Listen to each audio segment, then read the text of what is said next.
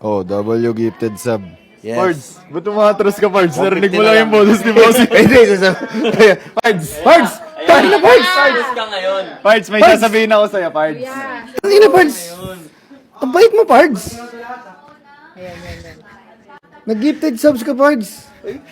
Para sa mga tropa natin dyan, Pards. Set ka doon yung 50 membership. 50. Pards, si Borong yung nag-traffic.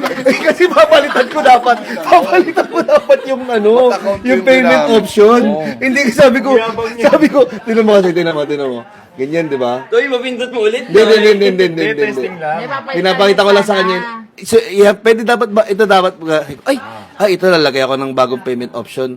Eh puta, binak ko. Tapos bigla ako na-buy. Akala ko napalitan ko na. Babayaran ko na lang sa'yo. Babayaran ko Pinang babae. dapat Account ko yan eh. Dapat pala lalabas sa account ko. So, ayun pala dapat siya, guys. Pasensya na. Kasi W kong naman. Shoutout mo yung kwenta mong binigyan. W kong naman daw. W nyo na lang ako dyan ha. W naman, 50 sa'yo. Oh, 150 na lang kulang, guys, ha. W nyo na lang daw si Bossing, sayang yung 50. Oo. Oh no. Kanino kaya yun? Gifted subs. Uy!